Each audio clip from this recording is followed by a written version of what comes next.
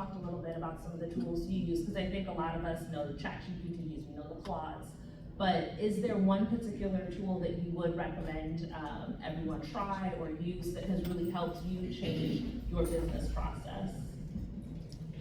Wow, that's a hard one because I've used over 500 AI tools and I get to beta test new ones before they come out. So sometimes I feel I live in parallel worlds because I know what everybody else is using and I know it's coming out in 2 different years.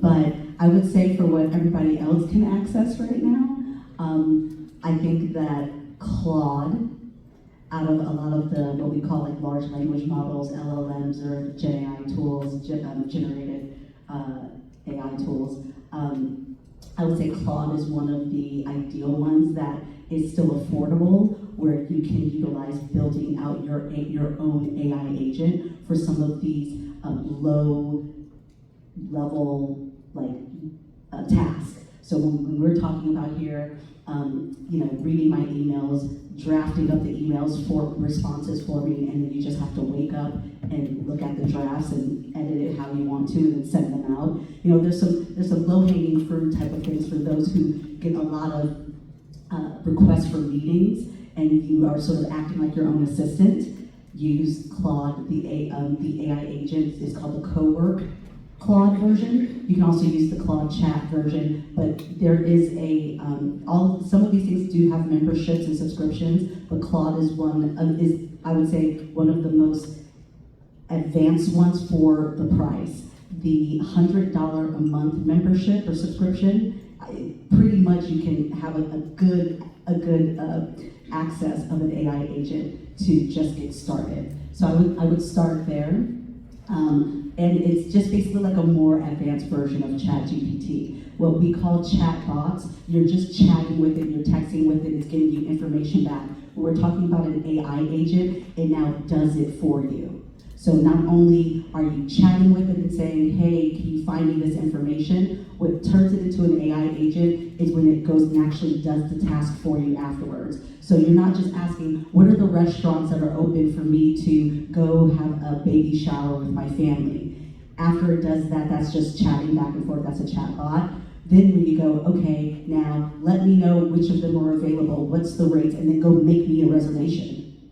That now turns it into an agent because it's now doing it for you. So I would say going from like a chat GPT where you're really just getting the information and graduating yourself to utilizing an AI agent, that's the best affordable on the marketplace right now, I would say is Anthropic's Claude.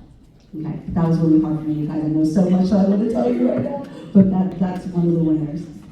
I also wanted to just share one other thing because I didn't go through my list, but I do want to just give you guys some insight because we are part of the film and entertainment industry. When they were mentioning proposals coming in, decks, presentations coming in, I've sat at studios, networks, I get pitched a lot of things.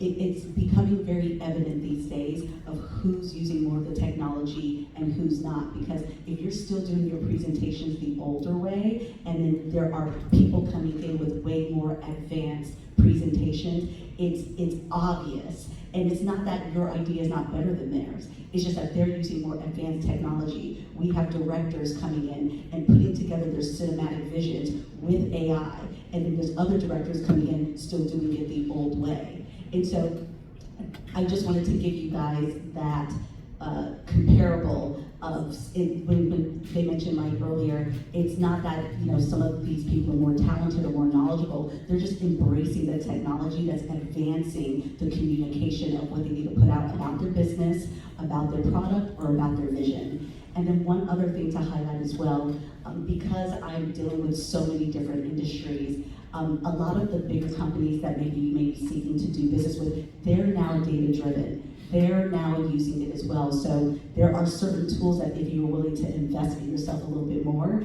you can be as competitive as they are. So the sports entertainment company that I work for, Stoke Bros, we use the same predictive analysis products that Sony, Universal are using. So when we're going to distributors saying, we know how it's going to perform, this movie is going to perform internationally, we know how it's going to perform domestically, and we know how it's going to perform in the theaters, we're giving them the same numbers that they would get.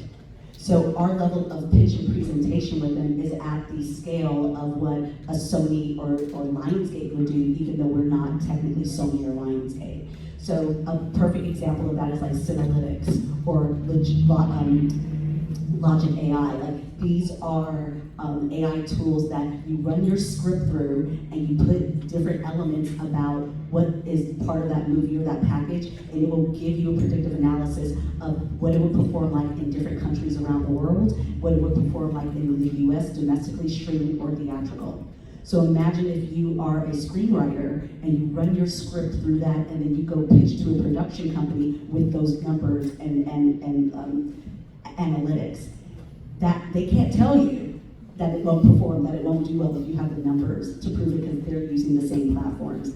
One other thing to highlight as well is for other independent filmmakers, there are tools like Flawless, where it will take your product and you can dub it and do lip sync with it in 37 other languages. And you can do this in record timing. So if you have a film that is already produced, you can then change the language of it and have the actors match that native tongue and that native language, and then distribute it in the Philippines, in Brazil, speaking Portuguese, in Italy, speaking Italian. So these are the different types of things that, again, if you're willing to invest in yourself and do a subscription to Flawless, that can then expand something that maybe you did release locally that's not performing as well, but if you release it in Japan, it may be the hottest girl in the club, right? So just wanted to give you guys a little bit of a different framework of how different AI tools really can work for independent companies and independent filmmakers.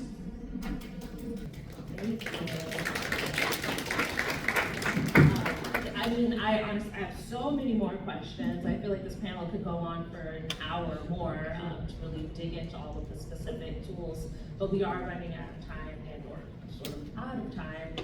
If there's one question, because I hate to leave without allowing a little Q&A, one pressing question anyone has? All right, yes. Stand and project. Hi everybody, my name is Kiara. I'm a cinematographer here in Atlanta. So say you already have your short film or feature, it's already done and complete. How can you use AI tools to then push your product or push your project out to the public, whether it be like marketing your project and making sure that people see it? You know what